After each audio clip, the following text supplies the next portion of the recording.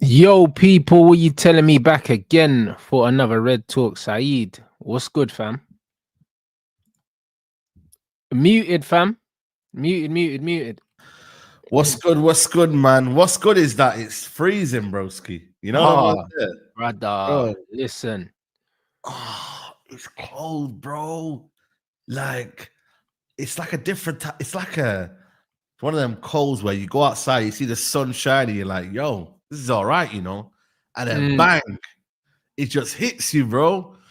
But you know what keeping me warm is Amorim ball on Sunday. That's what's keeping me warm, man. Hey, bro, listen, I can't wait, I Yeah, can't wait, fam. Trust me, bro. Man, I boxing this morning and yeah. bruv, it's freezing. Can't even lie, but bro, I'm still outside in my shorts, blood. I'm telling you. I That's can't it. be deterred, bro. I'm telling you. Come Like, on, man had a solid session today. come on. Yeah, me, man's feeling good, bruv. Do you know what I mean? Hopefully, I'll have some news for you lot in the Come next on, few weeks. announcement, you Bruv. know. Come on. Hopefully, in the next few weeks, man. Do you know what I mean? So, Jeez. Come nah, on. man. That's what I Nah, want to we're good. pay for. Forget this Netflix shit and that. You know what I'm on there, bro? Nah, I hear it, You bro. need to pay Listen, for the real fights. You know I what I'm need on? to. I need to, bro. I can't lie. I need to, man. I'm feeling good in training, but yo, bruv, Yeah. I got sent this earlier, yeah, and I was thinking, nah, this can't be real, innit? Yeah. These Anthony quotes, yeah.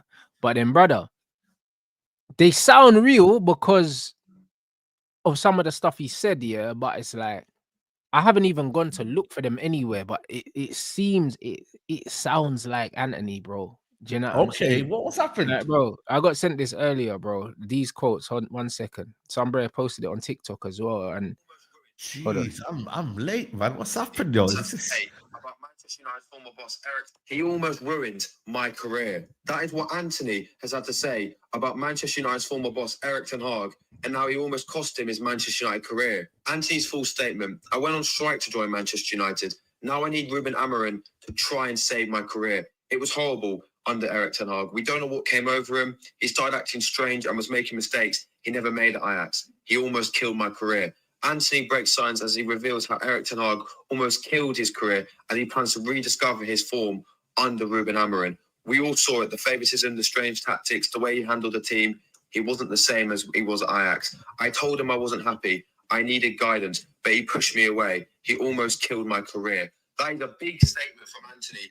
Listen, that is Eric Ten Hag brought him to Manchester United. It makes it even more shocking. Like I said, he brought him to Ajax, he brought him to Manchester United. That was meant to be his boy, the guy that he would trust. Well, apparently, he didn't treat him very well. And yeah, Anthony's not holding back. Anthony is exposing Eric Ten Hag. Bro, and the wickedest thing about it, the reason why I think this is real, yeah, is Yeah. because he said I went on strike to join Man United, and he did. He You did, he know, did, he did, he did. He and he did. did, bro. So it's one of them ones where he's reading it off. He's reading the quotes in it. I haven't Yeah. even tried to find them, but you know what's crazy, yeah? The fact that man said I went on strike, yeah, Yeah. it feels like it's real, like you know them ones. But you know what it feels Mm. like? It feels like he's just said this to one of his brethren. You know them ones, and Yeah. someone's leaked it. It don't sound like an interview. That's not an interview. That's a conversation you have with your friends. You know them ones. You know when you're chatting to your brethren, you say, "Bruv, you man saw the madness, The like you madness. get Yeah, me? yeah, yeah, yeah. Like, the tactics are dead and that, like the favoritism and that. That's not something that you say in an interview. That's something that you say to one of your friends, yeah, and someone leaks it. You know, like that. That's what it sounds like. But the fact that he said he went on strike to join Man United, it feels like that's real blood because he would have come to the club with certain expectations, thinking, you know what, my man's got my back, and he just thrown him under the bus. And the thing is, yeah, Bro, talk as about much as man has said that, as much as has been said about how bad Anthony's been and whatever, like I don't necessarily think he's been as bad as people have made him out to be, but it's one of them ones where he would have thought that he would have had more protection from the manager. course. Like, bro, he wasn't even getting PT minutes, bro. Like nothing. Like to the point where Nothing. man was on the bench and just wasn't getting brought on. Like, how do you No. spend 85 million on a brother? The brother went on strike to join the club. You gave him a big hug on the first day, and now you just got him on the bench, just not getting no minutes. No minutes. You gave him the cold shoulder. You know, when your parents give you the cold shoulder, they don't even want to look at you. They don't speak to you. he gave him the cold shoulder. You know what I was there? That's how bad it was for me. And it's like, it's true because at the end of the day, yeah, you can kind of see where that situation comes from in the fact that Broski, like you bought him, you're meant to be his guy. You then, for some reason, after when that whole domestic situation happened, decided to drop him. Then true story. And then he came back, and then for some reason he said something about he kind of said something along the lines of he's got to sort it out himself or something like I remember he saw himself.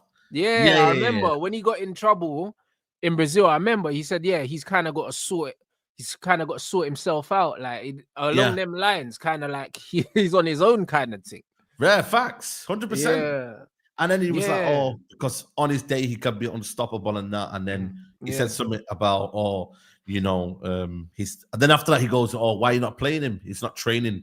Levels are not of the levels, isn't it, and whatnot. And then what he does is when somebody else is not in the team, like I'm a Diallo, he then says to I'm a Diallo, well, your trade is not as good.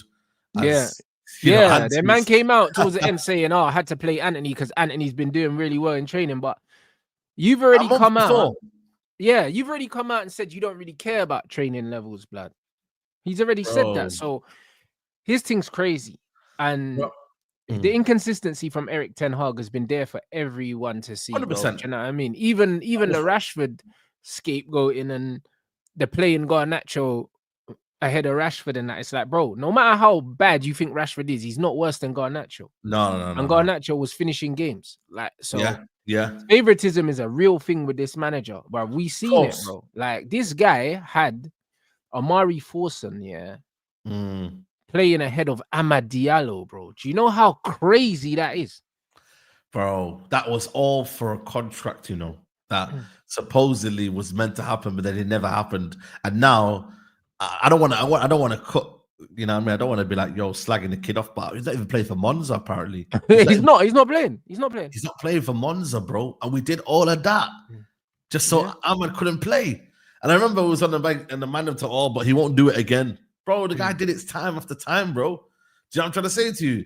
And it's like, for me, it's just petty. And these are the things that, you remember, like you can forgive, but you don't forget, man. And that's what Antony has done, man. Where the point where you, like you said, bro, not even any minutes been given on the bench, bro. Do you know what I'm trying to say? Where he was not utilized. And this is the thing with us, we got to see man on the bench, and we're like, even though people might not rate them, you've got to utilize these players while you have them, bro. Once they come out of your hands and they've left you, then we don't give a shit. You know what I'm saying? Yeah. But once they're in the squad and we are struggling and we have forwards that we know that shouldn't be starting and they're not doing well, you've got to utilize a squad, man. That's where you create the harmony. And that's what I believe Amorim will do. He'll be like, you know what? It's a clean slate. Everybody proved their worth now to the end of the season.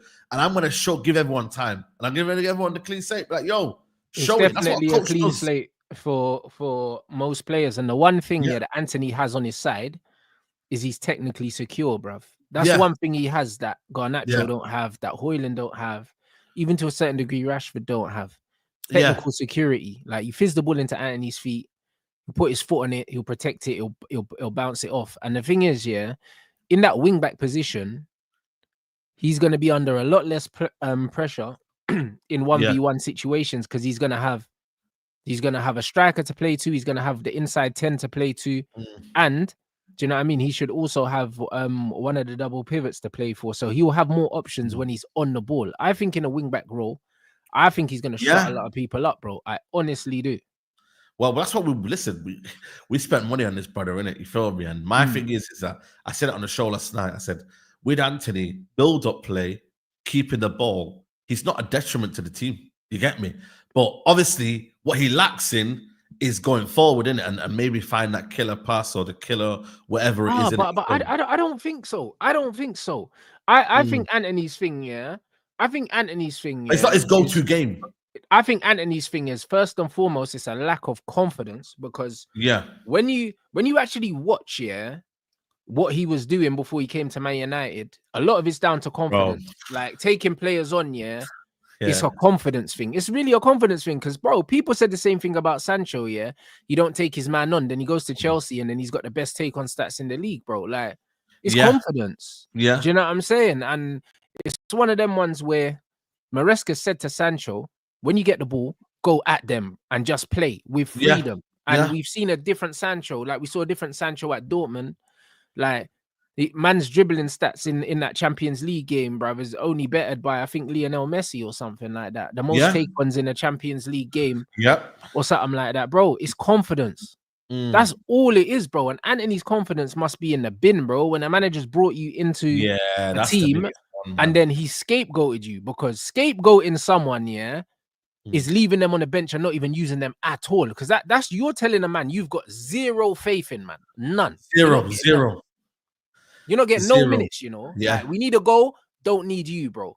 But the mad thing is, he's the one that came off the bench and changed the FA Cup game, bro. We probably wouldn't have won the FA Cup if it weren't for him. I know. You know what I mean? There's so many games where this is why I always say, like, when people put, like, who's the worst signer, I always say it's not really Antony. It's for me, it's Mason Mount, because I just feel like with Antony, Mount's had no impact at all. Yeah. Like, even if Antony leaves tomorrow, the FA Cup, we don't win it if he doesn't come off the bench and do what he does. Do you know what I'm saying? Like, if Mount leaves tomorrow, what's he got? The goal against Brentford. That's it. Bro, that's what I'm saying. That's what I'm trying to say, bro.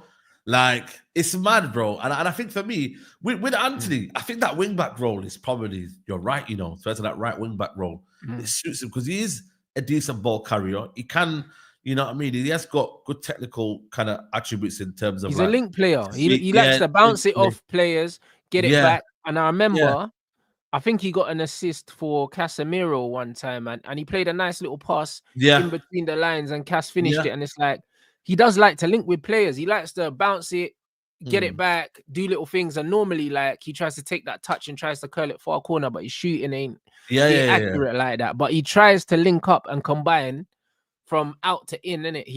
He needs players around him. Like, he's not a lost cause. Like, do you know what I'm saying? Bro, he's not a lost cause whatsoever, because he's actually got fundamentals. He's actually been saved now. I can't lie to you. If there was another manager that came in and they were more manager-based and rather than head coach, I think he would have been long gone, But I think his career somewhat saved a little bit in terms of he's now got a coach in it that's gonna say, yo, listen, brother, what we need to work on your game. We need to do this. We need to get this more out of you, rather than sometimes a manager be like, you know what, Antony, I want you to just go out wide and put the ball in the net. You know what I mean? Go and just cross the ball into the net. Like, for me, there was basic instructions from Ten Hag. They didn't feel like, for me, like when he was sending Ten Hag, when he was sending Antony on the pitch here, there was something that he was trying to tell him to do. Because when he came out every time, we actually got worse, which is crazy. Do you know what I mean? So it was almost as if like he was no instructions given to Antony. Nor was it any to anyone, let's be honest. Like, most of our subs never had impact in it. But it felt like for me that he was just told to go run around and just basically apply pressure. But apply pressure to what, man? What are you pressing for? What's our press? What, you know, is one pressing? And the rest he's always looked lost when he's come on. And it's like, man, let's be honest. But it's like managers hanging man out to dry at that point. Yeah, that's the real situation. And the manager's done that to loads of players as well, man. Like, you see it similarly with Xerxes as well. Like, one of the games, he brought him on in the 85th minute, bro. Yeah. It's like, you brought him on in the 85th minute after Rasmus has been stinking the game out. What's he gonna do, in 5 minutes, bro, plus added time? Like, you might as well not even bring him on. Like, and the thing is, Rasmus had like 18 touches in 85 minutes. Did you really need to see 85 minutes of that before you changed it? That's what I'm saying, bro. Do you see what I'm trying to say? And I watched Xerxes last night. I watched all of his actions, you know. That's sometimes, and bro, like, man was popping it around, giving goals. I heard he played in the 10 yesterday. Yeah, he played in the 10. Do you know what I mean? So he played in the 10, little give and go and that. And this is the thing about it, because people are like, oh, but this ain't nothing. I'm like, broski, you do realize when we, like, this is the problem with United fans. They want a guy who's going to run around, do all of the madness here. But I feel like we just don't appreciate the little simplicities in a footballer, bro. And it's like, let everything else come from the other players. Why does everyone have to be a kicker run merchant? You don't have to have that, bro. Nah, but you know what it is? You know what it is, Saeed? I said about football fans, and this is why most of the time their criticism is bullshit. Don't criticize a player for what you want them to be. Criticize them for what they Yeah. are, innit? And the thing is, if I know a player is a combination player, I'll criticize them on their combinations. I'm not going to say, they don't take people on, because that's not their style. That's not their skill set. Do you know what I'm saying? Yeah. Like, that doesn't make no sense, bro. Like, there's no such thing as a perfect footballer, bro. Like, Paul Scholes is one of my favorite Man United players ever, bro. I knew that Paul Scholes couldn't tackle, bro. So, when man's judging Paul Scholes as a footballer, I'm not saying, but he can't tackle, because I know he can't fucking tackle. Like, he's not a tackler. So why are we talking about tackling, bro? Roy Keane was there to tackle. Paul Scholes ain't there to tackle. Do you know what I'm saying? So when I'm looking at Xerxes, look at what he's good at. Yeah. Great first touch, great combination player. Do you know what I'm saying? Very composed on the ball. 9 times out of 10, he makes the right decision with the pass. So he's a creator. He's a combination player. He's never going to be a transition player like an Isak that picks up the ball and runs down the wing and stuff like that and stretches the pitch and stuff. That's not who he is, bro. He's a neat, tidy, intelligent footballer. And if he's got the right players around him, he will score goals, bro. He will. Yeah. That's what I'm saying, bro. This is what I'm on, man. And like, we can't like recreate a player, bro. This is the thing. Ineos like did their due diligence, bro. Them man said, yo, we're looking to bring in Xerxes. They went ahead of AC Milan. They went and got him. It was an Ineos signing, bro. And that's where I'm like, bro. Yeah, it was. They knew what we needed. Yeah. So they didn't buy him because, someone on Twitter said, we can't. Bro, do you think they bought him for someone on Twitter to critique him after 3 months? Are you mad? This is what football become. Yeah. Do you know what I mean? So that's why I'm like, yo, give him time. Now he's got a coach. He hasn't got Ten Hag, who was not getting the best out of him. He's actually got a coach now who, like I said, is looking at the fundamentals, the finer details of the game. You can see it, bro. Even in that 7-minute video, you know, sometimes that can tell a lot in terms of, look how he's talking to Kobe Mainu. He's probably saying, so much. And because he was a midfielder as well, bro, he was everywhere, man. That made me happy, bro, because the manager understands how to play midfield, because ultimately, that was his bread and butter, even though he played everywhere, innit? And facts. It's just like receiving the ball. I've always said Kobe Mino don't know how to receive the ball in these areas, And the thing is, because he played in the youngers and he had the growth spurt and he was strong. When I watched him in the youngsters, they used to play him the ball. He used to put his foot on it and just lean on people and stuff. But that don't work against grown men. Like, you need that, this is the Premier League. Like, all of this put foot on the ball, lean on a man, that don't work, because that man will just knock you over and take the ball in it. So you need to be able to scan, see the pass, make a run here, peel off, turn, and then receive it and open your body out. Do you know what I'm saying? And these little things, if you watch the players like the Busquets and the Pirlos, the guys, watch the players that don't have pace, Paul Scholes, and see how they receive the ball. These are the people you need to be watching. Like, not the guys that are big and strong that can kind of be lazy because they can fight people. Do you know what I'm saying? Look at the guys that don't have the athleticism and how they receive the ball. And they always make sure that they're in space. And also, the first touch is always into where they want to play. Ahmad does it very well. When you play the ball into Ahmad, he never controls the ball under his feet. His first touch is always out of his feet somewhere. Out of his feet, bro. Kobe stops the ball under his feet. Do you know what I'm saying? Because he plays futsal and he receives the ball. A lot of the time, you put your foot on the ball. But even in futsal, when you put your foot on the ball, you're supposed to push it off in the motion and go and meet the ball, innit? But if you're strong, you can put your foot on it and kind of wrestle, man. You can't be wrestling, man, bro. Can't be wrestling, man, bro. Touch the ball out your feet. Receive the ball on the move. Hojlund that as well. Brother, this Rasmus Hojlund thing is real. Apparently, Harry Maguire's got more goals for England than Hojlund's got for Denmark, bro. It's dark times, Rants, man. It's dark times, man. And all of this, the next Jokeres, man, allow it, man. I see someone today on, was it the Telegraph or something like that? They were saying, we need to make him the new, they need to make him the new Jokeres. Bro, he ain't that guy, bro. Like, my thing is with Hojlund is that he's actually got attributes to become a player. But it's like, bro, man loves the wrestling thing too much. Bro, I don't think he's got the attributes, bro. The reason why I say he don't have the attributes is because physicality is one thing, but it's like, if you don't know how to use it, what good is it? What benefit? Do you know what I'm saying? Like, it's not good. Hojlund's biggest problem, similar to what I said about Lukaku, the difference is Lukaku is way stronger than him, bro. Balance is so important in football. Yeah. Hojlund's balance is why he's always on the floor. It's not because he's weak. It's because his balance ain't good. It's awful. But then that's sort of like, when you look at the balance here, is it a case of like he just doesn't know how to read when the ball's coming up to him and he doesn't know what to do? Or is it just like instincts as a striker to be like, you know what, I believe in my first touch? Because I don't know if he believes in his first touch as well. Exactly. You know? If you don't That's believe my in your thing as first well. touch, yeah, you're tense when the ball's Tense? on its way in. So Yeah. every time, yeah, the ball comes into him, he's tense. That's why the ball bounces off his foot. It's the same with Lukaku. The ball bounces off your foot if you're tense. When you receive the ball, yeah, you have to soften your foot and kill the ball. Kill the ball, yeah. If you lock your ankle and you're tense, the ball bounces off your foot. Yeah, easily. That's what happens. Like, because it's like you're passing it. Like, you have to cushion the ball on the way in. And in order to do that, you have to be relaxed. He's not relaxed.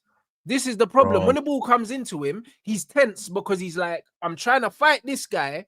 I'm trying to whiz this guy. The ball's on the way in. I'm looking here. The ball's coming in here. And also I'm thinking, when the ball does come here, what's my next move? Because he hasn't looked around to see what's going on. What you're supposed to do is you're supposed to know what you're going to do before the ball's coming in. And if I'm the striker here, when you play back to goal, have a look at what's around you.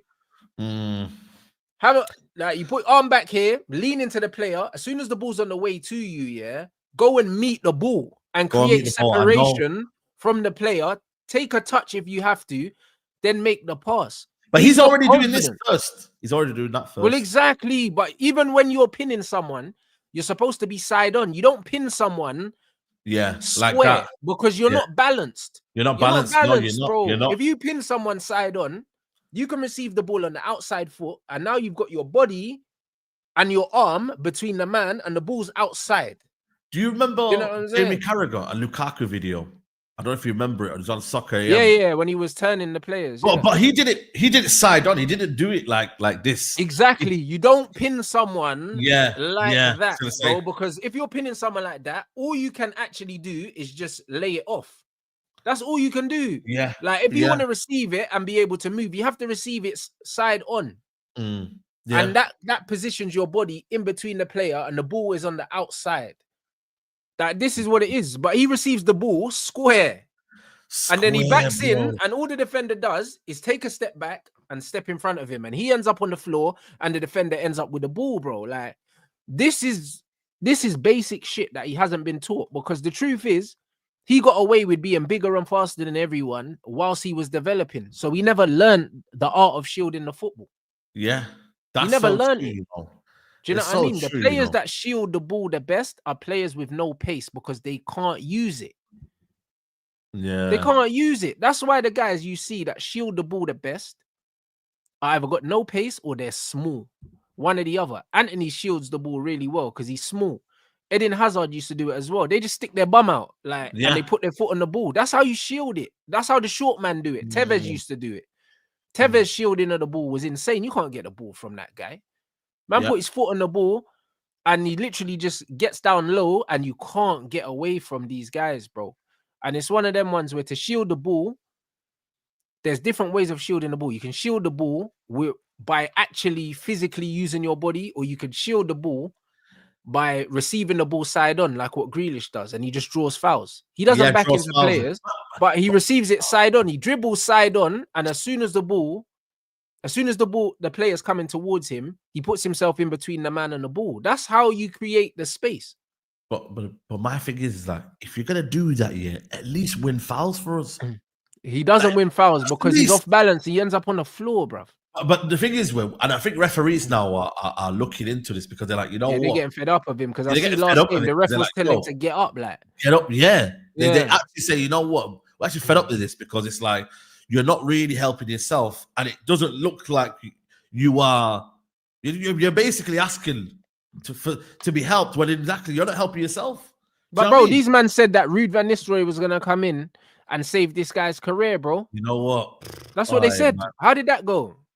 Bro, this is why I didn't go to that levels, but I was like, yo, I said maybe there might be a little trick, but then sometimes I'm like, with Ruben Amorim, like, people have got to realize that, yo, you can't tell everyone into wine, you know. Like, there's gonna be some people that get left behind, guys, you know, and it's okay. You know, there's gonna be some people that get left behind, and it's okay. But that's where, for me, it's like his conversion rate in front of goal is quite good.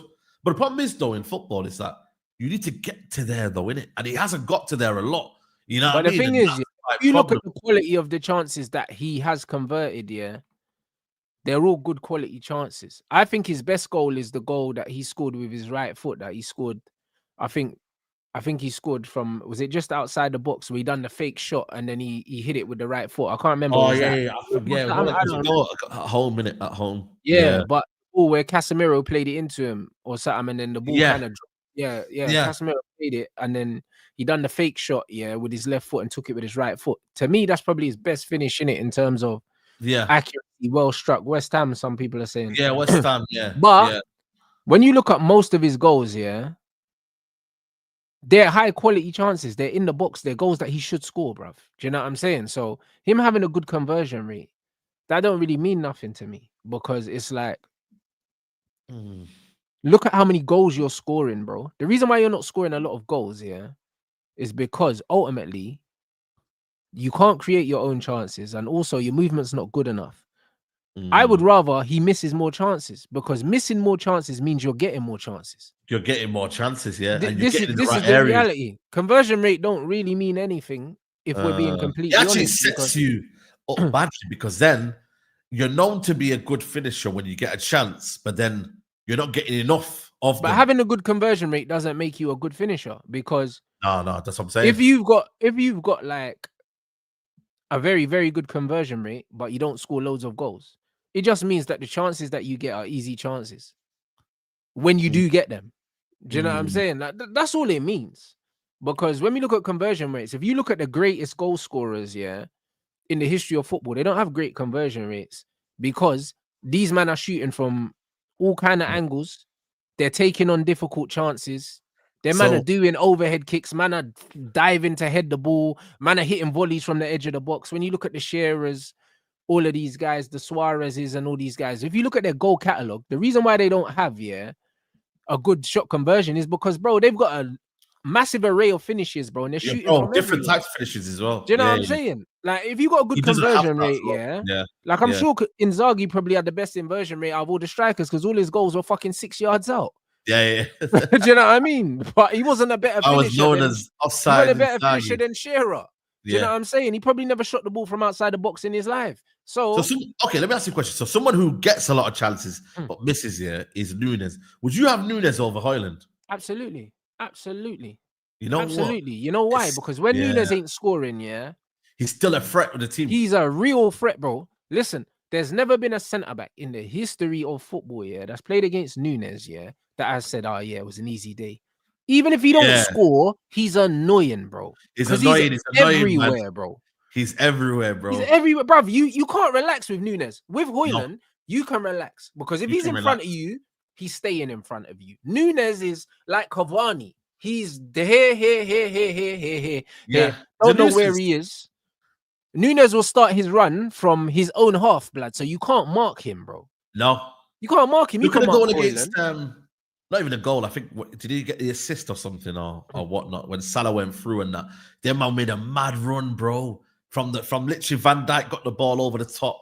The ball from Van Dijk was ridiculous, bro. The Nunes goal, Salah, bro. The ball from Van Dijk was unreal, bro. And then the touch from Salah, and then Nunes took it round the keeper, bro. Yeah, bruv, Nunes is the only player probably on that pitch, that keeps up with Salah and follows it in, bro. Like, because he's got that movement, bro. Yeah. The thing is, other players maybe would have seen Salah through and slowed down. He didn't. Yeah. Do you know what I'm saying? And that's worth a goal, bro. The fact that he didn't slow down, because if he slows down, Salah gets fouled. Cool, my man probably gets sent off, but they're not going to score that free kick. You know what I'm saying? Yeah, facts. So it's one of them ones where, bro, like, the thing is, as a striker, know your thing, innit? Know your thing. The thing is, when you look at someone like Nicholas Jackson, he's not clinical. He's not really an out-and-out goal scorer, but he knows his thing is link-up play and running channels, and he does it exceptionally well. What's Hojlund's thing? He doesn't. Just pick something. Pick something to do consistently and be good at. Just pick something. Like he does loads of things and he's not good at it. He's not good at link up. He's not good at carrying the ball. He's not good at running the channel. He's not good at holding players off. Like he tries, it's almost like he's trying to learn who he is, bro. Do you know what I'm saying? So you're saying you have no hope in Hojlund? Nah, bro. He's having an identity crisis, bro. I see this in footballers all the time. Man. Like he's having an identity crisis, bro. He doesn't know if he's a link man. Yeah, he don't know. If he's a runner. No. Or if like now lately, I've been seeing him try and drop into the pocket and do little flicks and that. Have you noticed that? Yeah, no. Drop forward and do little flicks. It's like he doesn't know what his game is, bro. Like he's still trying to figure it out. And players that are trying to figure out who they are, yeah, they're useless, bro. Yeah. I'd rather you know who you are and have a striker like Olivier Giroud that knows he's not going to run a channel, but play the ball into me. I got you, bruv. Like, that's it. And at 20, I think 21 now, you need to be kind of understanding your game now. Like, people say 21 is young, yeah, but you still by like 21. It's not young. He's been playing men's football for at least 3 seasons, bro. So that's not young. Yeah, that's what I'm trying to say. You know what I mean? It's like, bro, you should be knowing your game by now. You know what I'm trying to say? And the thing for me is like, with Hojlund, I feel like when he was at Atalanta, he was playing on the wing, bro. Zapata was playing ahead. He was doing a lot of channel running there. And I thought he was going to do that here. And then he hasn't. He stayed central. Yeah. It's actually, it's peak. He's a big worry for me, you know, because you know what it is? We're going to have to see, man. I'm a fair guy, yeah. There's some players here that haven't played well for Man United, but when they play for their country, they're good. And then I have they're good. I blame United. Look at Christian Eriksen. When he plays, bro. Man plays in the 10, he's still scoring goals and that. Like, there's a player there. And to be fair, he's played well for us. Yeah. Do you know what I'm saying? But I've never seen Hojlund have a good game of football, ever. Like, even when he scores, he don't play well, bro. I've never seen him be good. Like, I've never watched the game and said, oh, you know what? Like, he was on smoke today. Like, the guy is just not good. Like, yeah. I think my thing is that, you know, when Gyökeres was playing though, like the final, like he was still involved in a lot of sport in his play, man, like running the channels. His link play is so underrated. It's underrated, bro. People make Gyökeres out like he just runs like Nunes. Like he don't just run like Nunes, bro. You can play the ball into his feet and he can put his foot on it and lay it off. Do you know what I'm saying? Like, he's got that. Yeah. Yeah, 100%. Because when I look at Jackson, listen, people can diss Jackson, he doesn't score enough goals. But, you know, his overall play, bro, is like he'll link up well, he'll drag defenders wide, like Nunes even the same, like, you know what I'm saying? Like, everyone's got that something, bro. With those, obviously, with Hojlund being the name number 9, like, he just doesn't have the core attributes that you can say to yourself, right, I know today he's gonna hold his own. With the rest of the man, they're gonna hold their own. I don't believe that. I don't feel that with Hojlund. You see what I'm trying to say? So it's like when people say to me, "Oh, but you know what? It's conversion." I'm like, "Cool, don't get me wrong. It's all good and well, but at the same time, I need to see what happens before that. You know what I mean? You've got to get to point, and then you get there, and then you get there. Bang! Like there's foundations, there's levels to get to, man.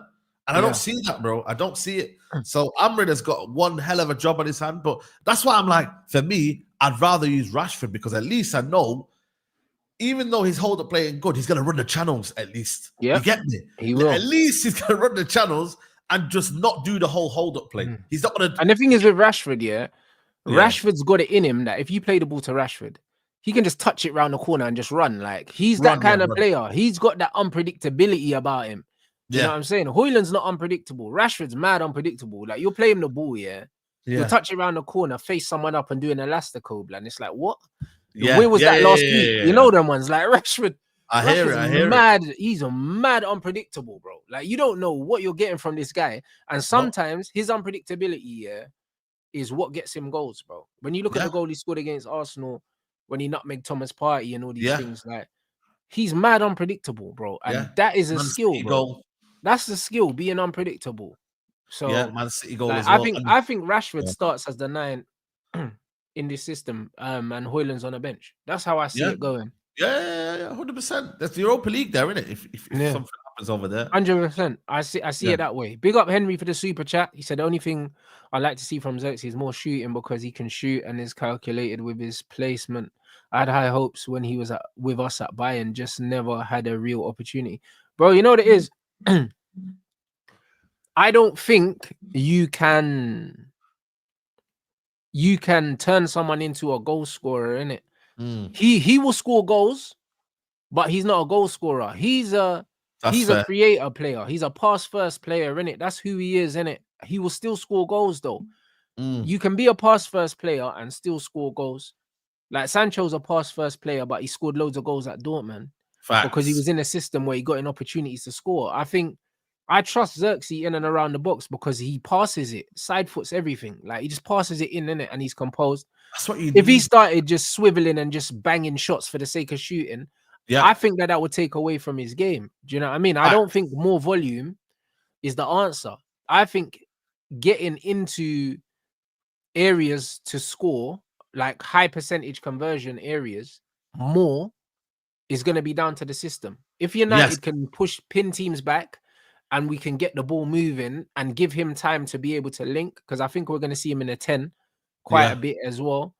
Give him time to link around the areas. When he receives the ball in the box, he can take a touch and he can pass it in. But I think ultimately, in order to turn Xerxes into a goal scorer, we just need to, as a team, we need to create at least twice as many chances as we're creating. But we need to get to create chances as well. We don't create enough chances as well as a team, like collectively. No, we don't.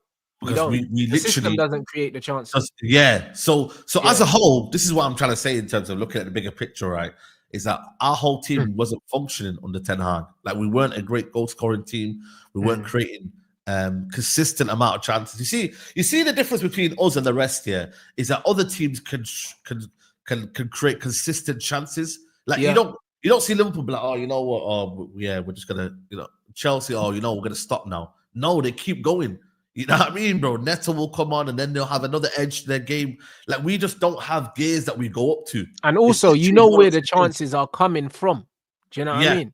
And this is why a system is important. Because, for instance, when you look, I can't remember who they were playing, but Chelsea, when Noni scored a hat-trick, Wolves. He scored 3 identical goals, bro. Yeah, no, on the right side. Cole Palmer passed him the ball into the inside right channel 3 times, and he took, I think he took 2 of them with his right foot and 1 of them with his left, and it deflected or something like that. But bro, they do that in training. Did you see that training? Exactly. They do in training, and I watched their training. Literally, the ball out to the outside, and then they got the mannequin. They go past, shoot, and they just keep doing it, bro. It's the same thing, bro. And he scored 3 goals in the same game from the same pattern, bro.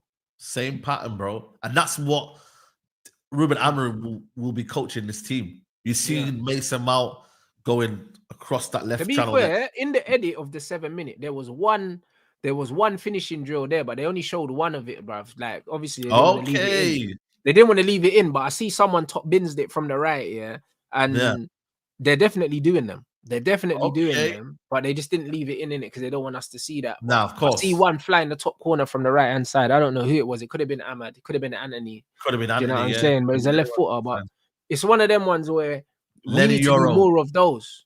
We need to do more of those. Getting the ball into these wide areas, and giving ourselves a fair crack at creating stuff, whether the ball's going across goal or if someone's shooting. Because even in the build-up, the manager likes the switch ball from left to right.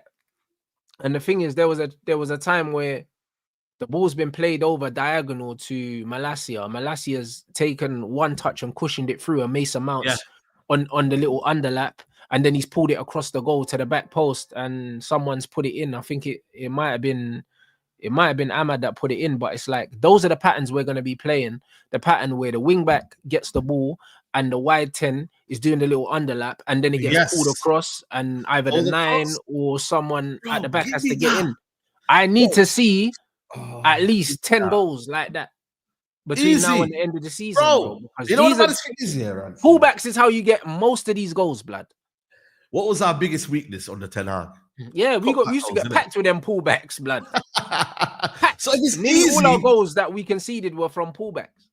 Fullbacks, bro, literally like cutting the ball in, crossing it in, and then boom. This is the thing, though. If it's easy for other teams to do this here, why should United fans feel like, oh, it's and this is why this is where Van Gaal was literally gearing towards. Like, did you see most of like the goals? Like, it was a lot of cutbacks. Wayne Rooney, Martial, side footing it into the bottom corner. Like, and this is the thing, though. It's like it's repetition.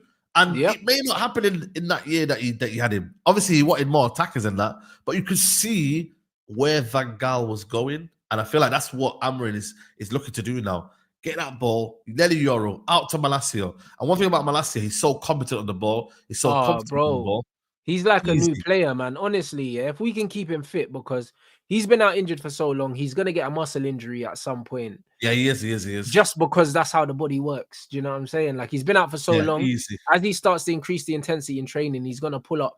It won't be serious, but he'll pull up in it. But if we can keep him ticking along, he's a massive addition to the squad, man, because he's got the athleticism, the tenacity to get up and down, but also he's very technically secure, bro. Very technically secure on the right side. That pass that he played to Mason Mount, first time on the half volley, like cushioned into that little channel, bro. It's a great touch, bro. And it's like you can't teach someone to do that or tell someone to do that. That's instinctive, because other times he took a touch and he brought it down. But the way he cushioned it into Mount's pulled it across, and Mount looked decent as well in that inside 10 channel as well. Yeah, no, listen. He's a willing runner, isn't it? And in this system, the 10s need to drive into the box. They have to. Yep. But you know what it is, yeah? Certain times you can get pissed off at a player with it, because like with Mason Mount, we literally said we don't flipping need Mason Mount because he never needed number 10. Yeah. So that's where the anger came from, yeah. And now it's like he has now got this feeling of, you know what? If I can find myself way in this team, it's gonna be from them 2 inside 10s, isn't it? And it's like, if this don't work for him, bro, he's khalas, he's finished. But he can actually do that basic running in behind, drag it back. He can do that, bro. Like, it's not rocket science. It's just, again, whether he can stay fit. That's his biggest problem. He can't have, literally, he'll be fit and then be injured again. Do you get what I'm trying to say? He literally will be fit and then be injured again. So it's like, bro, like, you can't even help yourself, bro. So that's where he needs to come in. Yeah, my biggest problem with Mason Mount is the number 7, bro. Just take it away from him and everything's forgiven. Nah, he's keeping on to that, bro. I'll be real. I'll be willing to give him a clean slate if they take that shirt from him. Like, I'll be honest. Yeah, you know what? That's a shout, you know. That shirt there is why I want him away from this football club, because I can't see him with the number 7 shirt. I can't see it, bro. Like, it's like, rather that, bro, we let go of him for free, blood. Like, this is the reality. It's a disease. You know what I'm saying? Like, the number 7 was the maverick of the club, you know. Like, we got players like Amorim, and we've got him with the 7. 250 bags as well. And he's basically come out. Like, you know what's mad here? Every advert United have got here, guess who there's a face of it? It's Mason Mount, you know. Every advert, you know, like from China to this to that to some. That's what he was brought in for, and that's also why he wanted to come to Man United for the commercial side, because he fancies himself in it. But the thing is, bro, he owes us some football. Bro, he's made actually some big, because you know in United, if you put yourself out there more and you give your image rights to the club even more, the club will give you like bonuses, like real bonuses. Oh yeah, no, he's making some real money. Don't get he's making some real money, you know. Right, don't get twisted. You know what I'm saying? Some real money. Like, bro, man's like making peas, bro. And he might say to himself, you know what? I might only be here for like 2-3 years, but if I'm here, I need to broski. But the thing is, that's a bit silly, because the thing is, it's a bit silly. It's like he's 26 a player like Mason Mount, if he knew his level, he could finish his career at Man United, because he can play in multiple positions. He's English. Do you know what I'm saying? So he could be a squad player. Like, he could easily be a squad player, and he could be of a Fletcher or a John O'Shea or something. These are the guys that have the longest careers. Do you know what I mean? But this guy should never be a starter at Man United. Yeah, no. Like, he shouldn't have a starting number. He should have the 19 that he wore at Chelsea, bro, and he should be a squad player, and he should be on half the money he's on. That's the reality. If this guy was on 150k, bro, he should basically be Scott McTominay. Yeah, I know. And had it been as well, and had it been as well, yeah, shout out Kojo, man. Had it been as well, a year after, I think that would have been more easy as well to kind of digest, knowing that was a free transfer. But obviously we went in there, then we gave him number 7. Like we almost like, bro, we wrapped him up before he's even. And he should have been a free signing because he wasted a year. He wasted a year at Man United, bro. Like not playing. We could have got him on a free. But Chelsea knew he was cooked though as well. Like they knew he was like, because he was getting injuries at Chelsea as well. So they were like, they done us. They done us. Yeah. But that's where for me, you know what I mean? We could have the last laugh if, like I said, he's utilized well in a United shirt, bro. You think I want to crash it on these players, bro, and be like, yo, like, why are you here, bro? You're here. I can't, like, bro, we ain't gonna, like, the contract is there, bro. You know what I'm saying to you? He's here. Like, I need these Chelsea fans to hold smoke, you know, because I'm just like, broski, like, you know when you're just like agreeing with the slander, it don't sit right, you know, Rants, you know. But sometimes I'm like, yo, like, I can't be having these man just slagging Mount off, you know, like that, yeah. So I'm like, no, you want to defend your player, but some players are indefensible. They're indefensible. You know what I mean? Like you can't defend Mason Mount because you know what it is, yeah. When I look at the profile of player he is, yeah, he's got the attributes to be useful. Do you know what I'm saying? He does, but the reality is, one, he can't stay fit, yeah, and two, yeah, even the attributes he has, I'm not quite sure he knows how to use them. Do you know what I'm saying? Yeah. I genuinely believe that, like, he tries too hard. Like, when I watch him play, he seems like a player that's not comfortable. Like, he runs too much. And in football, you can run too much. There is such a thing as running too much. Man think, oh, yeah, nah, he's working hard. No. You can run too much, bro, in football, bro. It's like, it's almost like he's insecure and he's trying to make up and justify why he's here. So he's going to run himself into the floor. And it's like, bro, you're running for running's sake, bro. Like, it's not even making no sense, bro. Like, he's giving himself extra work to do. Extra work, yeah. To prove that he's down for the cause. But it's like, bro, why are you doing this? Just relax a little bit. Just relax, play football. Play football, know what I'm saying? And that's all you need to do. That's an extra homework, you know. It's crazy, it's bro. True, though. He's doing extras for no reason. You don't get paid for overtime in football. But that's not how it works. But one of the reasons why I think for me he's low-key cooked here is that he relies on his running, innit? And if the whole premise of and if you're injury prone and you rely on running, it's crazy. It's crazy, bro. Like if that's your whole game and your whole remit and your muscles. Because it's not for me. He's not really had any bone, like, you know, like ligament issues or whatever. Like most of it has been muscle injuries. Stuff, yeah. Yeah. So he looks like I said to you, he's doing a lot of running, yeah. And obviously Ten Hag tax was real in it when they were doing in training and whatever. But even him, yeah, when he's coming on the football pitch, focus on what you could do on the ball rather than what you could do off the ball. I think that's what he focuses on too much. And he's got 2 goals at United, I believe, yeah.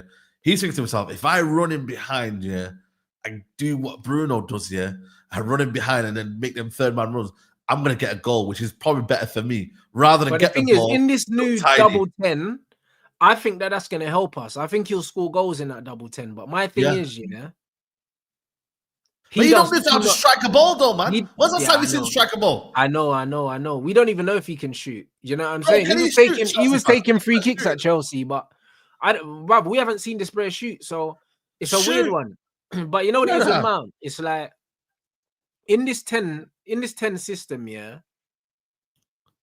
I don't need him doing too much going the other way as well, bro. And the thing is, he's similar to Bruno in a sense that both of them just run for running's sake, bro. Like, and it's like pressing is supposed to be strategic.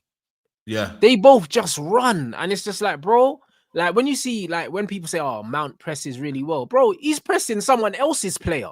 Yeah, like he does extra running to go and press someone that he shouldn't be pressing because they're not in his zone. Not in his zone. Do you know what I'm saying? And stuff like that, to me, it drives me crazy because when I'm looking at that as a coach, I'm like, look at the gap you've just left. Yeah, it's crazy. And that's what Bruno does. When you think you're helping the team, you're helping the other team because you've just left a massive hole in the fucking team. Do you know what I mean? And bro, having them both on the pitch at the same time is crazy.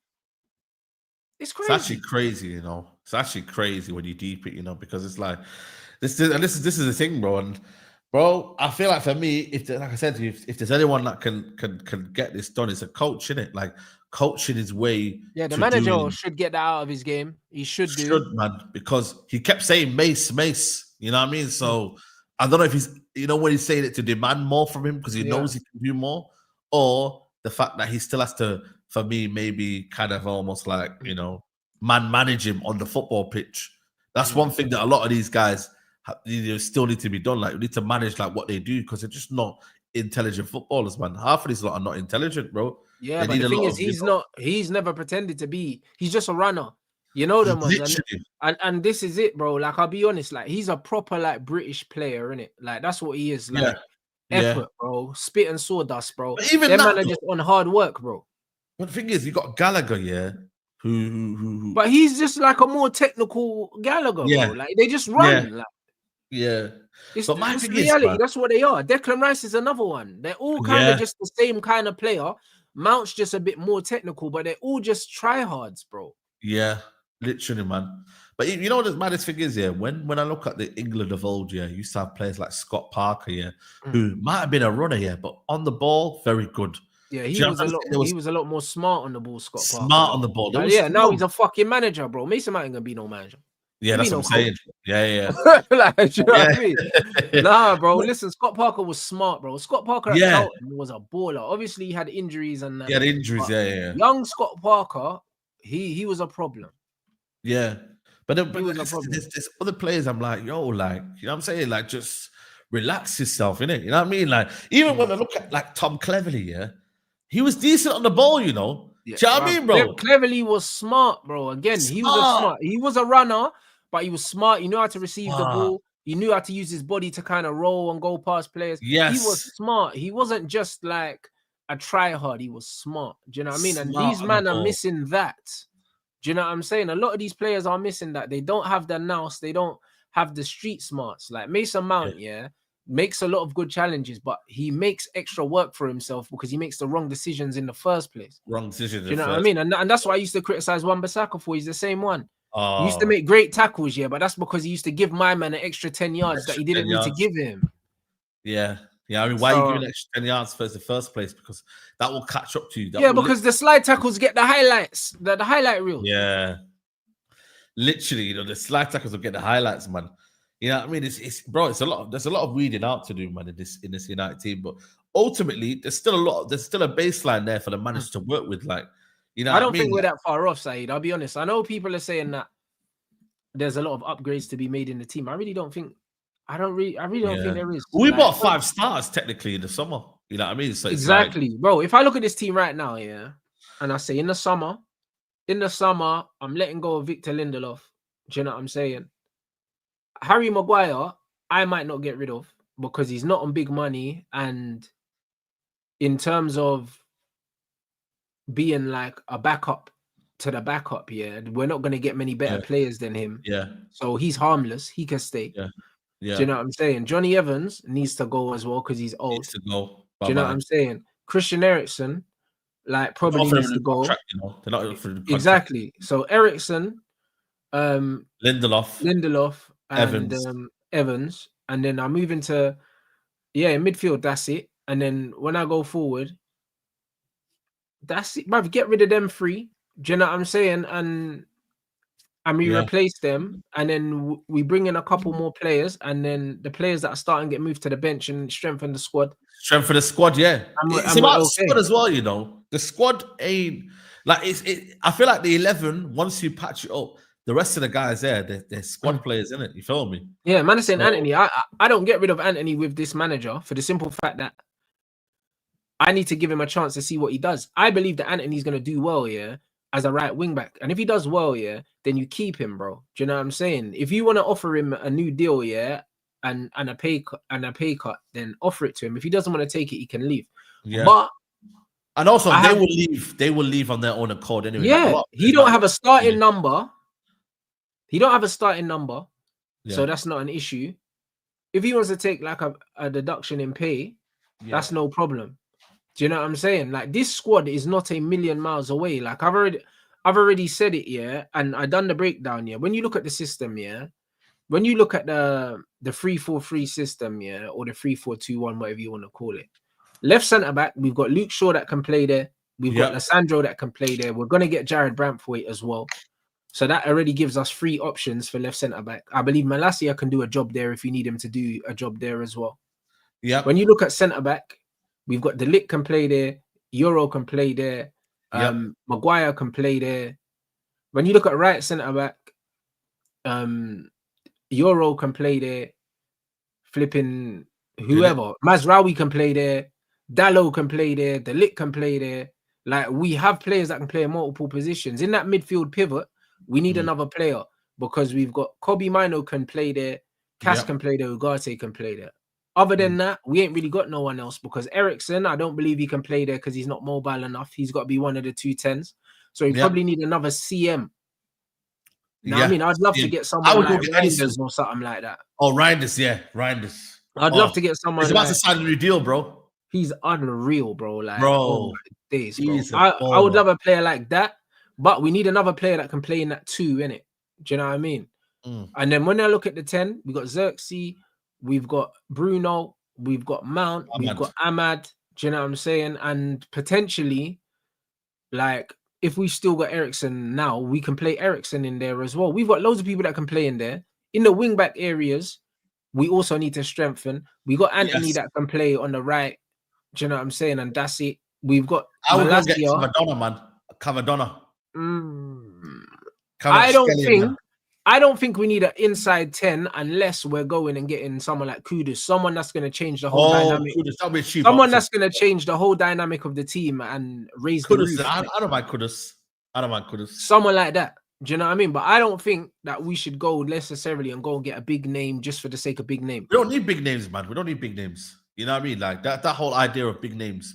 You know what I mean? That was just more of a dream. We've been linked with Alphonso Davies, and they're saying, also, we could get Angel on a free as well that could play in the 10. Yeah, Angel. Do you know what I'm saying? And then you've got and Angel could also do a job in the 8 as well, in the double pivot. So he would actually be an ideal signing because he can play in the 8 and he can play in the 10.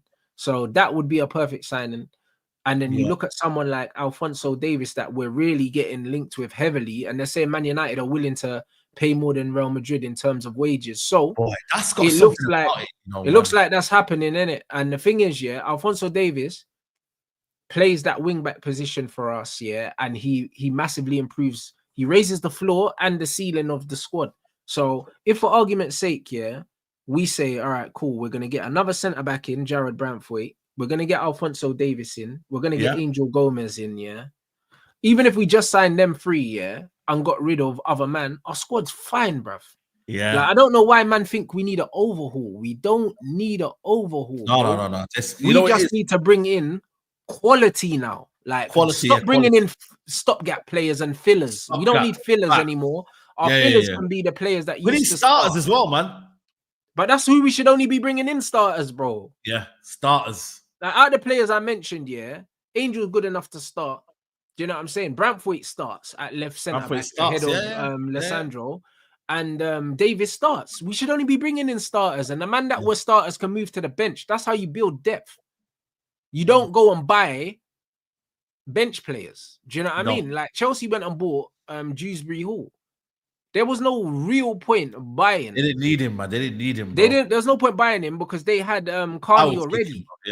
They had Carney already. Like, you didn't need to buy someone to sit on the bench when you had man that was already on the bench. Do you get it? My thing is bring in starters and move the guys that are starting to the bench. That's how you build depth. You don't sell your depth, blood, or you end up. And then you buy players if they get sold. So say now, I want to leave, then you just go replace them, innit? Mazraoui can play right centre back. He can play as one of the wing backs as well. Yeah, he's going to be integral to this team. Mazraoui plays no matter where he plays. Are you mad? I cannot see a team where this guy's on the bench. If he's on the bench, something's wrong, innit? You know what I mean? Something ain't happening. If we see Mazraoui just chilling on the bench, yo, guys, he plays. You know what I mean, bro? He plays, bro. Do you get what I'm trying to say? So I feel like when Euro comes back in, Mainu comes back in, it's a total. This is why I'm just glad these man didn't come in for Ten Hag, bro. Especially Euro, man, because boy, like these man, technically, like the technical ceiling now, Euro, Mainu, Mazarawi, De Ligt, Martinez, Casemiro. You have Ante on that side as well.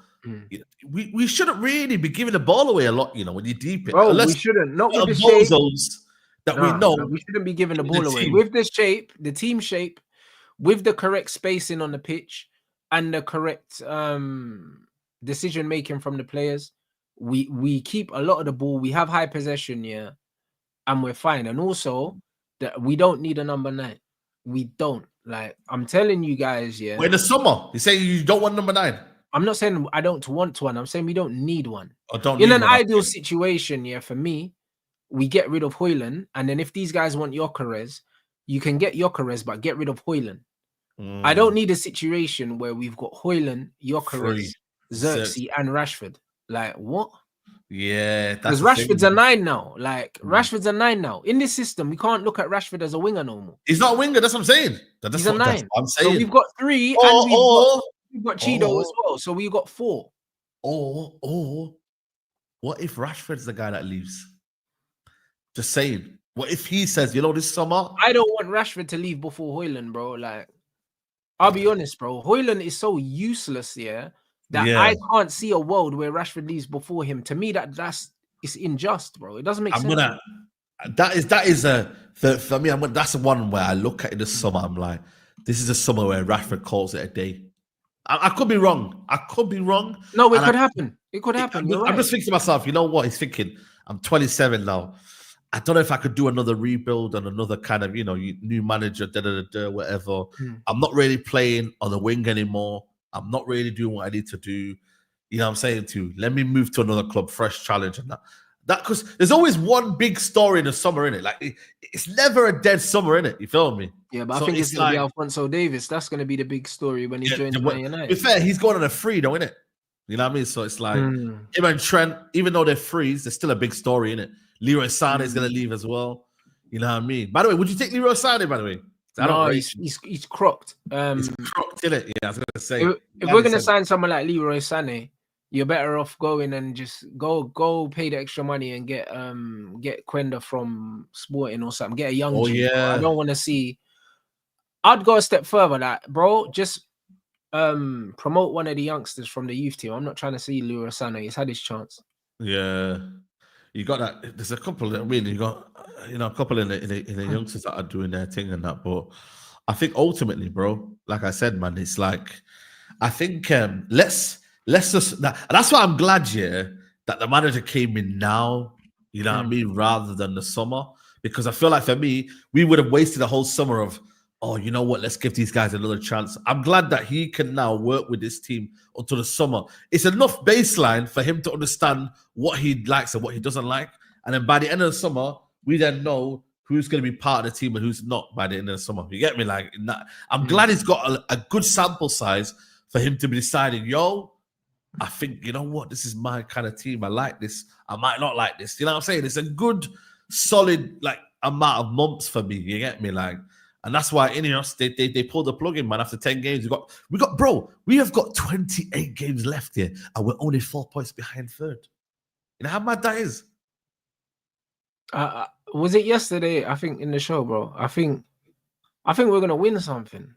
Give me the Europa League, bro. Give me the Europa League.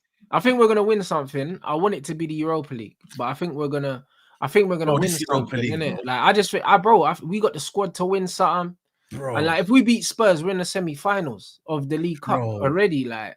So beating Spurs, man. Spurs. Come on, honestly, I think we're gonna win some trophies. If this guy could do a Jose, and do a League Cup and Europa League in his first season, bro, it would be judged, because it's already a Jose thing.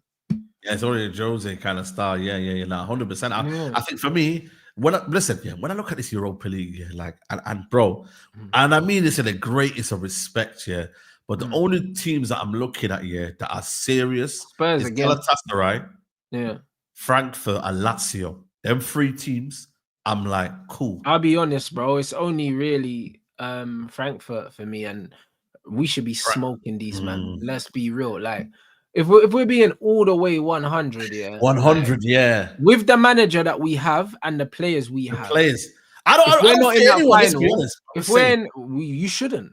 We You shouldn't. Yeah, shouldn't. you shouldn't. If we're not in that final, we failed. We failed, yeah. Failed. This is it, bro. I don't care if the manager's just arrived and all these things, bro. I'll be looking at it is that, yo, we failed if we're not in that final.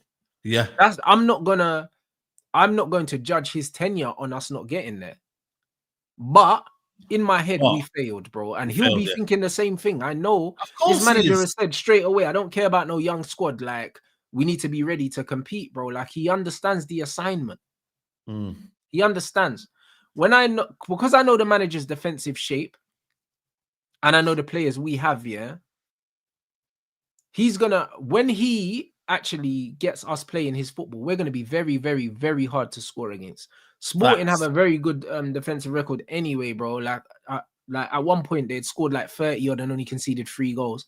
And the thing is, yeah, with players like Euro, Mazraoui, De Ligt, do you know what I'm saying? If it's Shura, Lissandro, whatever, with players like that in your defense, you shouldn't be conceding goals. Bro, listen to me, yeah. Broski, like, get through this group stage. I know Nana's had a good season as well. Yeah, he has had a good season. Yeah, he has. I think for me, yes, people need to stop, with their agenda now. He's had a good season so far. Yeah. So we're 15th now. We've got 6 points in it. Like, we're expected to beat Bodo Glimt, yeah, at home next Thursday, I believe. We're expected to beat Rangers. I want to put loads of goals past them, 4 or more. 4 or more, bro. Are you mad, bro? Get the goal up. They'll play like FSB, and then you got the Victoria Pilsen, bro. Like, for me, I just want to see W's, bro. W's. You get me? Man, I've seen W's, bro, in this league. You know what I'm saying? Man, I just want to see you win games, bro. And just say, you know what, man, this is what we're going to do to you, man. You know what I'm saying? Obviously, we don't play the likes of Galatasaray yet. That'll be to the next stage and whatnot. But most of them, bro, like, W's. I'll be real. I don't fear a single team in that tournament because I believe that we have better players, yeah, like man for man than every single team in that competition. Yeah.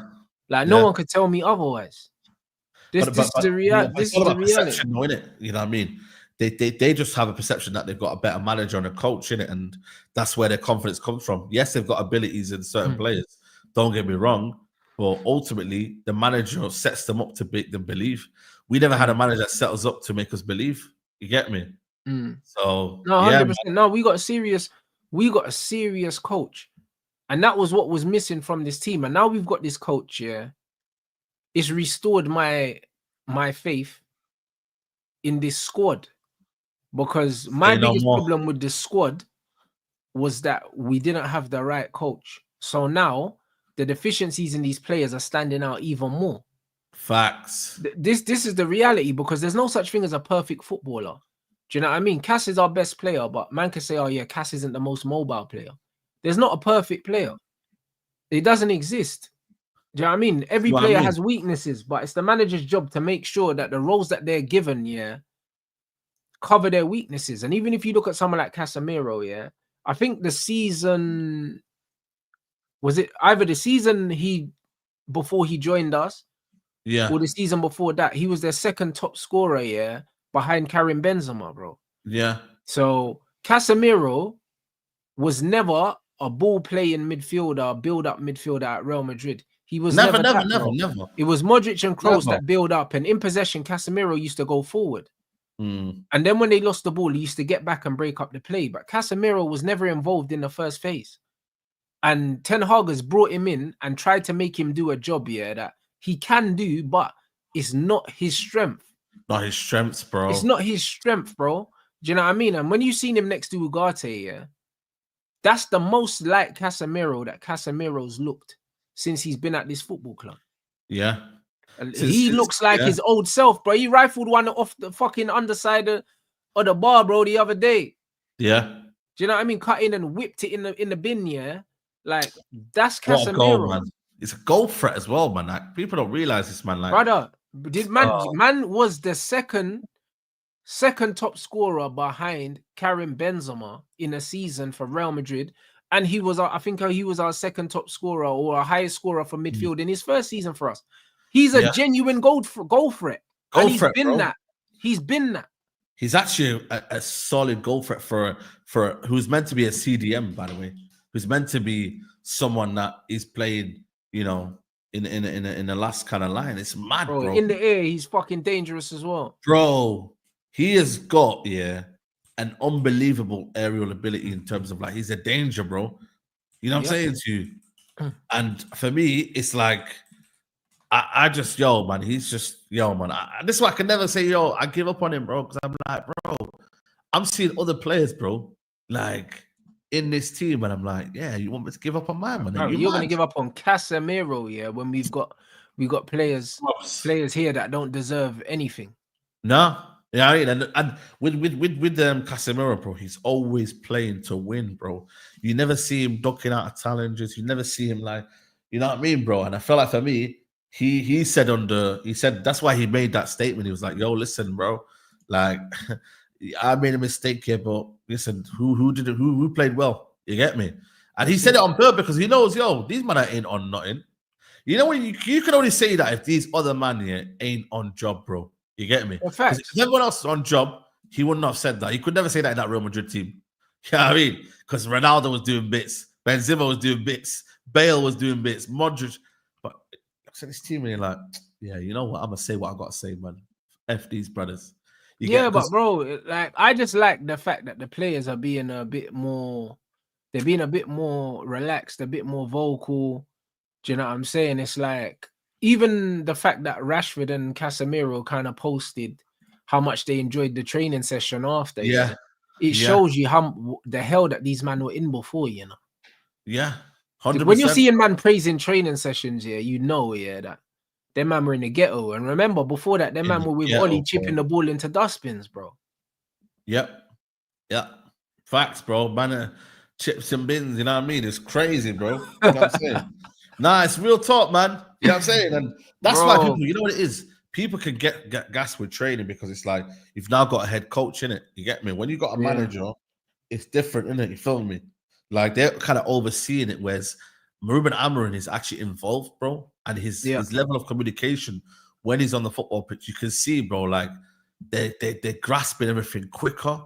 And ultimately, when he brings in Kobe Mainoo, who's having a chat with him, like, you can see the body language, like, come on, bro. It's something that needs to be done, bro. Like, and even if it's still a young manager, you get me, he'll still have that respect, man, because he knows what he's doing, and he's got the young brothers with him as well.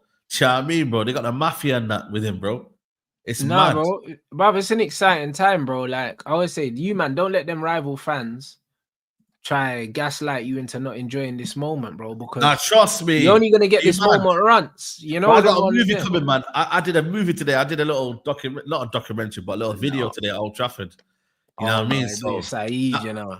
That's what I'm saying, bro. So you might be seeing that on Friday, bro. You get me? So man said cinematic, you know. Cinematic, bro. You know what I mean, bro? So this is what we're on, bro. Like, for me, I'm just glad we got a head coach, bro. I'm gassed. This is a head coach right now. You get me? Because a manager would have been, oh, man. Do you know what I mean, bro? Like, yeah, cool. But, bro, like, man had Pep shook saying, I want to stay one more year. And brother, listen. I can't lie. City are cooked, innit? Yeah, and it's a great feeling because this is the first time man's been able to say this and actually believe it. But, like, bro, they're cooked. They're cooked. And it's a beautiful feeling, bro, because the thing is, it's like, as much as City have been really good under Pep, Pep has kind of been the face of everything that City have done. Even when you look at the fact, the guys that they got from Barcelona before they got Pep in, like, everything was, Pep was the center stone of this whole Man City evolution, innit? Word. And it's even going stale for him now. So it's like, when Pep leaves, they're gonna have to rebrand themselves. Do you know what I mean? How do you still have the same pull, as a club without Pep Guardiola? Because let's be 100% real, like, them man ain't really got no fans, blood. They're the only team that could win a treble, and people nobody forget care about it. Like, bro, like they're not an easy sell, yeah, for a casual football fan, for the simple fact that if Pep's not there, man are not saying, what are you going to City for? Because it's not the fans, it's not the history, yeah, and it's not the money, because Man City don't pay massive wages. Not anymore. They used to. Anymore. They used to. They used to, but they don't pay big wages no more. They got a very respectable wage bill. So if you're going to Man City, yeah, post Pep, yeah, now you got to convince me. Yeah, also with the Pep thing, there was no convincing.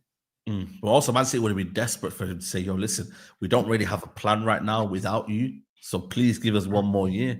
But the plan was Ruben Amorim, blood. That's what they're saying. Hey, I mean, and also, listen, let's be honest, man. Pep's probably not going to. Well, Liverpool might win the league this year, innit? And listen, Pep, yeah, I think so. I'm going to go out on a sad one, innit? You feel me? Yeah. Fergie never went out on a sad one. That's all I'm going to say to people.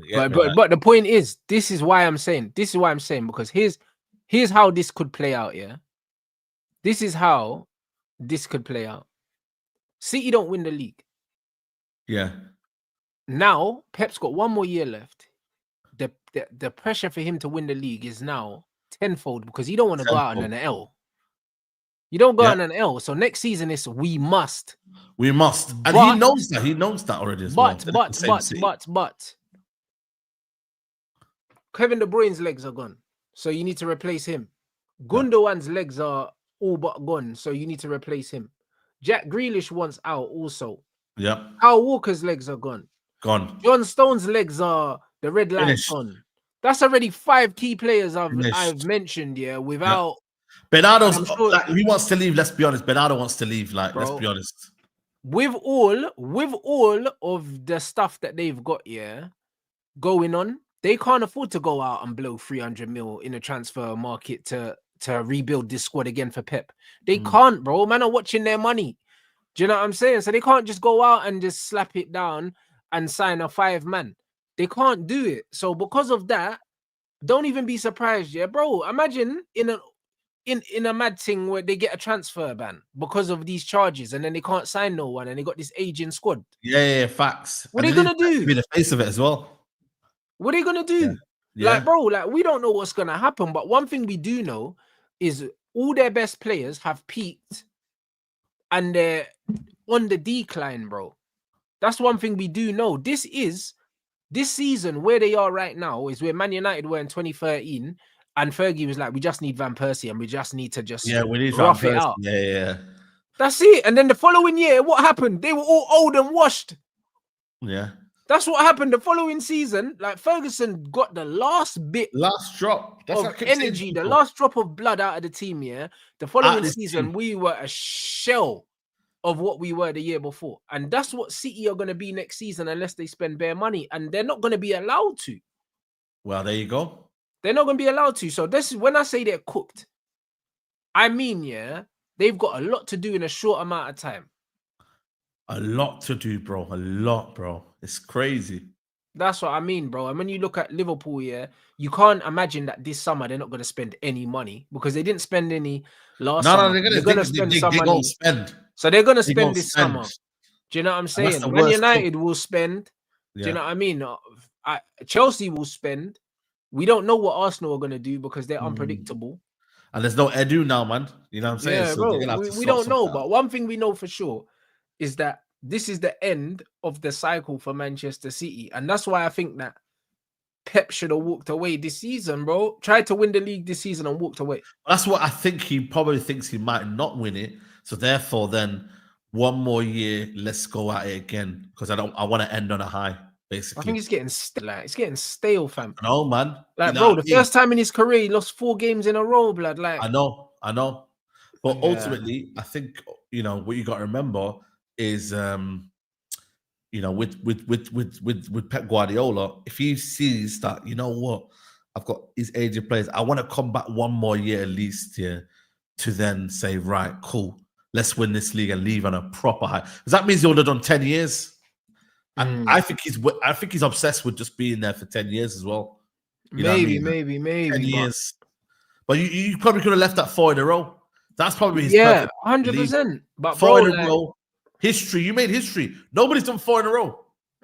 That's it. I just think knowing when to leave, yeah. It's the worst kind of year.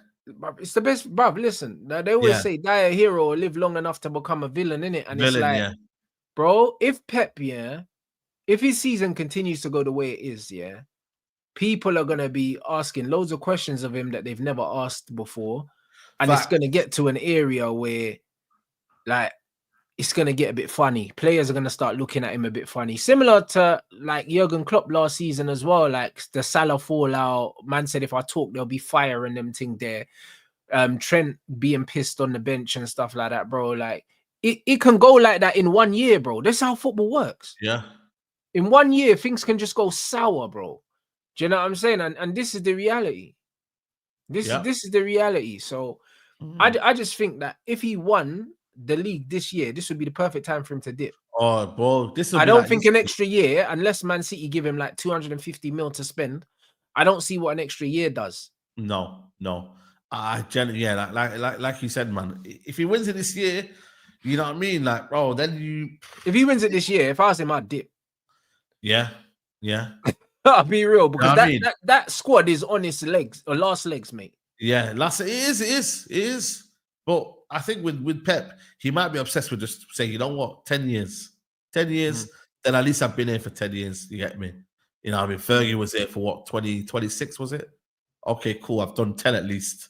And I've won a lot in them 10. He's going to win, 7 Premier League titles if he wins it, if he leaves on a high, which is nuts. Yeah, no, bro. Listen, he's got an unbelievable legacy, bro. Yeah. You know what I mean? No one can question his legacy in the Premier League. No one can question his legacy in football in general. But the best thing that Sir Alex Ferguson done in his whole career was leave at the right time. 100%. Wenger didn't do that. Wenger should have left when Sir Alex Ferguson left.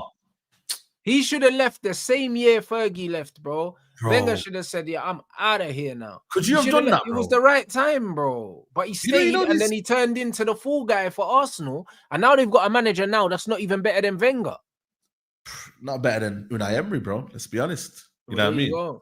But my thing is like, that's sad, isn't it? When you deep it, like the way the Arsenal fans turned on Wenger. Like, not I'm saying that they're wrong, because they had every right, because the guy wasn't leaving as well. They had every right, but imagine one of your great 7 managers and you're just cussing him out, and because he stayed too long, and then, bro, you become a villain. Yeah, that's it. Yeah, he became the fall guy. That's and the thing is, when you look back at it, they never gave Wenger anywhere near as much money as they gave Arteta. No, you're mad. So was any of the criticism really justified? Now we look in hindsight, because you've given Arteta nearly £1 billion. Do you know what I'm saying? And you man are talking about Wenger like he never did nothing for you ever. Like, that's the way they're talking about Wenger, you know? Like, they're talking about Wenger like he didn't do nothing for them, bro. Like, the league titles, the FA Cups, all these things, Do you know what I mean? Henry, one of their greatest legends, If there's no Wenger, there's no Henry. If there's no Wenger, there's no Patrick Vieira. All of these players that he gave them, bruv, he changed the whole culture of the club. The players that he gave them and all these things, and these man talk about this brother like he sank the Titanic, bro. That's how they talk about Wenger, bro. That's how they talk about it. Do you know what I mean? Because he stayed too long. He stayed too long, my brother. Yeah, the 8-2 and then you know what? Also, he started to believe in the youth project as well, too much as well. Like, to the point where he would be starting certain players and be like, "Bro, come on, man, you can't be doing this, bro." So yeah, you're right, man. You live enough to become a villain, man. That's it, bro. You know what I mean? And then boom, all of a sudden, you got a man at your doorstep. You know, Wenger out. It's brother, it's bad, bro. Man are raising up banners and that. This is what happens. Banners, bro. This is what happens when you don't know when to leave, bro. Like, honestly, you have to make them miss you, bro. Like, Pep really should have done the treble thing. Was the treble and the four-peat the same thing? It wasn't it. Four-peat and treble was the same batch of trophies, right? Or was the four-peat the year after? Year after four-peat. You should have done the four-peat, said, yo, I've surpassed Man United, and kicked then. That's when you should have kicked, after the four-peat. You should have said, yeah, no one's done that. One thing about Pep, bro, he's like, I'm being totally respectful to Wenger, but bro, Pep done damage before as well, like in terms of Barcelona. And that's what he went to Germany, won multiple league titles over there. So I think he's got credit as a bank. If it crashed for 1 year, he could still say, you know what, I lost it to Liverpool, who've got more salary. But it's not about that, because that's you only looking at the small picture. The big picture is the squad ain't even ready to go again. Yeah. Do you understand what I'm saying? It's not the fact that he could potentially not win the league this season. It's the fact that the squad is going to be worse off next season than it is now. Yeah. Do you know what I'm saying? So it doesn't get better for him unless they're going to give him 200 mil, and they can't guarantee that, bro, because they don't know if they're going to be able to spend any money in the summer, because they're man are in a court case right now. Yeah, it's true, you know, when you deep it, you know. This is what I'm saying. I'm not saying that it's because he's done a 4P and if he doesn't do 5, he's done. No, I'm saying this squad is already faltering, and next year they're gonna be worse, bro. Gundogan's gonna be a year older. No. De Bruyne's gonna be a year older. John Stones is gonna be a year older and still injury prone. Kyle Walker's gonna be a year older. Jack Grealish is gonna be a year older and not want to be there. Bernardo's been trying to leave for the last 5 years. There's bare stuff going on in that squad, bro. The squad needs. But you know what he's obsessed with though? A rebuild. Which Fergie maybe is not obsessed with, because Fergie's never a coach. Is that Pep Guardiola just I don't know if you've seen the clips of the documentary. I think he's not right in the head, bro. In a good way though. Like he's obsessed with just winning and improving players and improving that his system is just, it keeps working every year. He's obsessed with it, bro. He's a maniac. That's why when you see him on the streets and that, a man went up to him on a bike and that, he's just, and remember, if a camera pulls into his face, it's like, what are you doing? Why are you filming me? Bro, you're Pep Guardiola, bro. That is true though, man. He's not normal. No, but I think that's just his sense of humor, though. I think I don't think so, you know, guy, man. Because he's so much in that zone, and he's like, right, I've just won the football match, or I've drew or whatever. I need to zone into, like, go to the players. Then he's still coaching the players, remember? He'll still go up to, bro, the guy went up to my man and started cussing him. Yeah, bro, he coaches the other players on the other team every game. I mean? So I know he's not all right, bro, but you get me? He's not, bro. He's a psycho, man. In a good way. In a good way, bro. Do you know what I'm saying? He's a maniac. He's obsessed with football. Yeah, he is. You see what I mean? He's not all right, but maybe that's why he thinks that he can do it again. But look at this. Gundo, 35. KDB, 34. Walker, 35. Bernardo, 31. That squad is cooked. John Stones is 29 or something like that. I think John Stones and Ake are both 29. And bro, listen, that squad has seen better days, mate. Do you know what I mean? Like the squad's seen better days. Like this is the reality, and he's not gonna get money to replace all of them. Like so, I don't know, bro. It's peak. Their average age is 27.8. Only because Stones is 31 in May, bro. So Stones is 31 this year. Bro, Akanji and Ake are both 29 as well. Bro, that squad, Chelsea got the youngest. Fucking hell, bro. The squad's old, man. Then it's Tottenham. No. Chelsea, then it's Tottenham, Brighton, Bournemouth, Brentford, Southampton, Arsenal, Leicester. Yeah, man. It's crazy. Man City are like, bro, they're like fourth bottom. But for oldest squad, who's got oldest squad in the City? I think it's West Ham, Everton, Fulham. Yeah, exactly. Them teams that are just trying to survive. And no. You see what I'm saying? Like them kind of teams that just want to stay in the league. They have them experienced players, the older man, and that their squad's old, bro. That's an old squad. And what, you want to go into next season with these same old man again? Nah, bro. That's what I'm saying, bro. I don't know, man. You know what I'm saying? When your age is Everton and Fulham, that's the kind of man, the company you're in is crazy, bro. Yeah. That's what I'm trying to say, bro. You see what I mean? Bro. Nah, them man there, bro. Nah, man. Them 8 o'clock bedtimes on that, bro. It's long. Them man can't, I don't know. City are, they're cooked, bro. They need to spend money. They need to revamp that squad. That squad needs about 5 players. Yeah. If they get away with the charges, I think they will. It's when if they fuck up with these charges. But bro, even if they get away from the charges, I think that at very, very least, they're gonna get a transfer ban at very least, just because I just feel like they're gonna have to the league are gonna have to make an example. They're gonna have to feel like they've made a statement somehow. They can't just let City bust case and nothing happens. They've got to make Something's it. But got to that's happen. where for me the fine is. I think they'll just get fined. Slap on the But wrist. a fine isn't enough. There needs to be some sort of punishment that carries over into the actual game, innit? Because money's nothing to City, bro. I hope so, man. They're backed by literally a whole fucking kingdom, bro. Like a whole country, like bro, like 100%, bro. Like money's not the thing that's gonna do it. It has to be. Chelsea got a transfer ban. Do you know what I mean? And Chelsea didn't have 115 charges. I think the Premier League are pussies, man. You know what I mean? I'm sorry, man. I think they're literally gonna find a way to make it amicable. What did Chelsea get the transfer ban for? Like it was for bringing in them young players or something. Yeah. Well then, and you think man's gonna have 115 charges and get no transfer ban? That's crazy. Because you know what it is? Man City are doing the other thing where if they say if we get found innocent, we're gonna sue you. I don't think Chelsea did that. You get it? Chelsea didn't do that. With Man City, they say, "Yo, if you don't find us guilty, we're gonna sue you." So that's why I'm like, Premier League, they're gonna fucking coward it out. I'm telling you. Nah, that's insane, man. That's insane, man. But yo, big up everyone inside. We're redirecting to Man Them Talk. You know what it is. Get up to 1,000 likes. You man been lacking on the likes, bro. We got 2.5K in here. We still ain't got 1,000 likes.